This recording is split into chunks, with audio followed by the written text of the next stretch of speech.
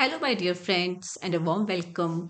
इस वीडियो में आपको introduction to immune system topic के इम्पॉर्टेंट एमसीक्यूज मिलेंगे।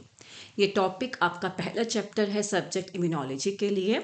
अगर आप बीएससी यूजी लेवल या फिर एमएससी पीजी लेवल में यूनिवर्सिटी एग्ज़ाम की तैयारी कर रहे हैं तो ये टॉपिक बहुत इम्पॉर्टेंट है।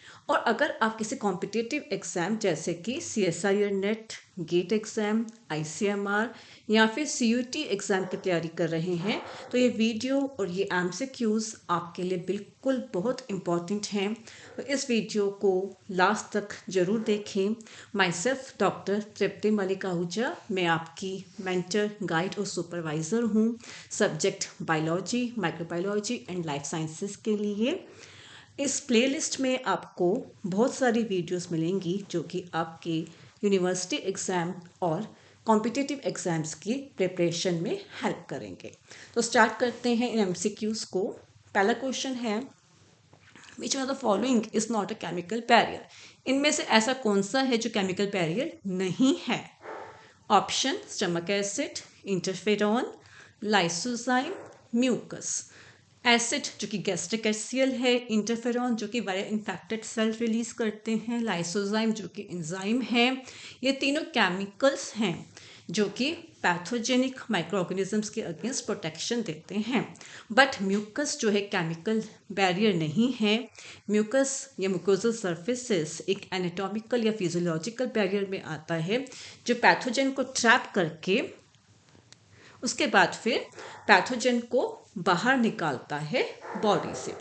नेक्स्ट क्वेश्चन है, the process of inflammation is not initiated by A histamine, B bradykinin, C epinephrine, D prostaglandins.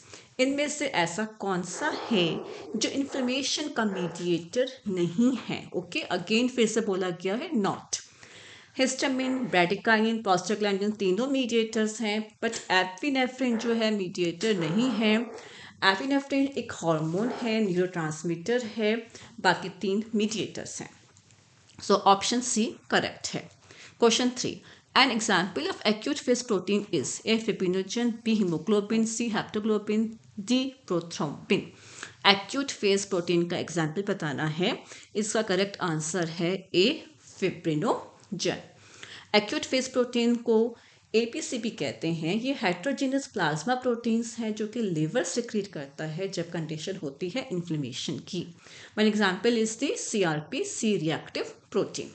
Question 4, which one of the following is not a phagocyte. Again देखिए not पूछा गया है, तो इन questions को बहुत ध्यान से अटेंड करना है। कई बार जल्दबाजी में हम पहला जो ऑप्शन करेक्ट होता है उसको हम टिक कर देते हैं और हम नॉट नहीं पढ़ते हैं। तो इसका मतलब इनमें से ऐसा एक ऑप्शन है जो कि ठीक है। ठीक क्यों है? क्योंकि उसमें नॉट का क्राइटेरिया फुलफिल होता है। तो यहाँ ऑप्शंस हैं इस्नोफिल्स, न्यूट्रोफिल्स, एंकी सेल्स, मैक्रोफाजेस। कौन सा फैगोसिटिक सेल नहीं है इनमें से? इनमें से एनके सेल जो कि नेचुरल किलर सेल है वो एक फैगोसिटिक सेल नहीं है। सो करेक्ट आंसर है C, NK cell.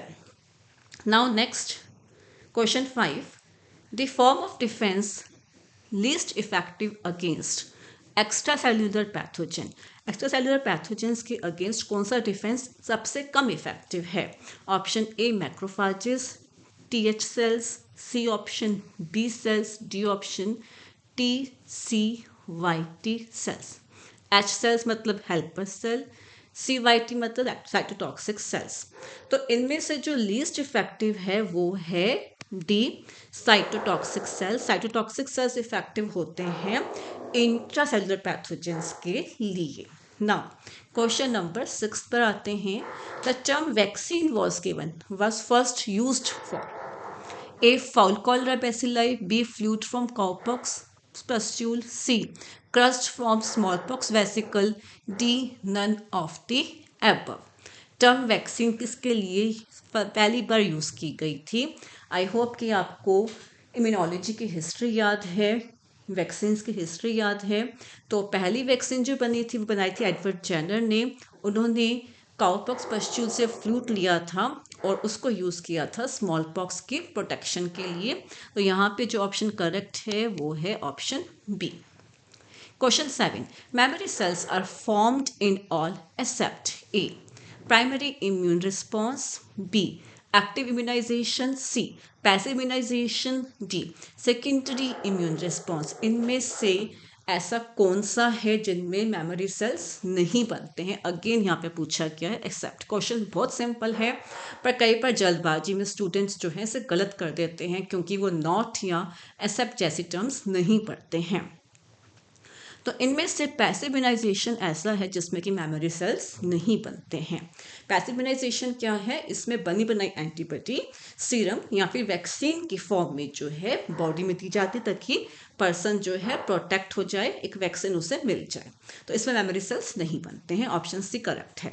8. Delayed type of hyper sensitivity TTH cells are primarily due to A. TH cells, B. T CYT cells, C B cells, D large granular cells। यहाँ पे correct answer है A T helper cells। TDTH cells जो हैं वो T helper cells का ही एक subset है। Question 9. Cells least effective in controlling tumor cells are A NK cells, B T CYT cells, C neutrophils, D eosinophils। यहाँ पे correct answer है D जो कि है बेसोफिल्स। अब ये बेसोफिल्स क्या काम करते हैं? बेसोफिल्स का काम होता है टाइप 1 हाइपर सेंसिटिविटी में इनका ट्यूमर सेल्स में कोई रोल नहीं है। Question number 10. The cells that are involved in inflammation include all except A basophils, B neutrophils, C NK cells, D mast cells. इनमें से ऐसे कौन से सेल्स हैं जो इन्फ्लेमेशन में इन्वॉल्व नहीं होते हैं? अगेन एक्सेप्ट बताना है। इसका आंसर है C जो कि NK cells natural killer cells हैं। एनके सेल्स का रोल है वायरल इन्फेक्टेड सेल को या फिर ट्यूमर सेल्स को किल करने के लिए। अब इसके बाद कुछ इंपॉर्टेंट फिलअप्स हैं जिसमें कि एक पर्टिकुलर जो करेक्ट टर्म है वो आपको बतानी है। सो पहला है The ancient practice of introducing pathogenic smallpox crust into the host body is called। तो सबसे एंशियंट प्रैक्टिस थी जिसमें कि स्मॉलपॉक्स क्रस्ट एडवर्ड जेनर ने यूज़ करे थे, उससे पहले भी यूज़ कर रहे थे चाइनीज़ लोग ताकि उन्हें प्रोटेक्शन मिल पाए स्मॉलपॉक्स के लिए। इसे क्या कहते हैं? इसे बोलते हैं वेरियोलेशन। Next, second is the naturally occurring non-specific defense mechanism against invading pathogen is called। ऐसा एक natural non specific defence mechanism जो सारे पैथोजेंस के लिए एक्ट करता है, इसको बोलते हैं इनेट इम्यूनिटी या फिर non specific defence. I hope आपको राइटिंग समझ में आ रही है। Innate immunity। okay, next question number 3 क्या है? 2 chemical barriers that are also protein. ऐसे 2 केमिकल बैरियर्स जो कि प्रोटीन भी है, उनका एग्जाम्पल बताना है आपको। तो एक है लाइसोजाइम और दूसरा है interferons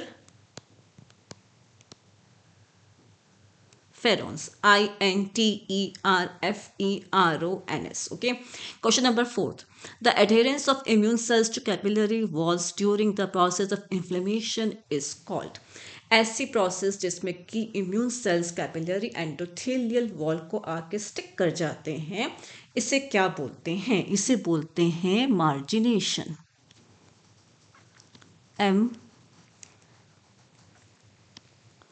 MARGINATION। मार्जिनेशन के बाद नेक्स्ट प्रोसेस होती है डायपिटिसिस जिसमें कि ये इम्यून सेल्स जो हैं एंडोथेलियल गैप से निकलते हुए बाहर आते हैं। Question number 5. Class 1 MHC are expressed on dash cells. Class 1 MHC जो होते हैं सारे न्यूक्लिएटेड सेल्स पे होते हैं, जिसका मतलब अगर सेल में न्यूक्लियस है तो उसके ऊपर क्लास 1 MHC मॉलिक्यूल होगा। और class 2 MHC molecule are restricted to dash cells. ये कौन से सेल्स हैं? ये हैं APC। APC का मतलब है एंटीजन प्रेजेंटिंग सेल्स। 3 तरह के सेल्स APC होते हैं। कौन कौन से? बी लिम्फोसाइट्स और मैक्रोफाजेस, और तीसरे होते हैं डेंड्राइटिक सेल्स। तो इन सेल्स पे क्या होता है, क्लास 2 MHC होता है, इसलिए इनको बोलते हैं क्लास 2 MHC रेस्ट्रिक्टेड।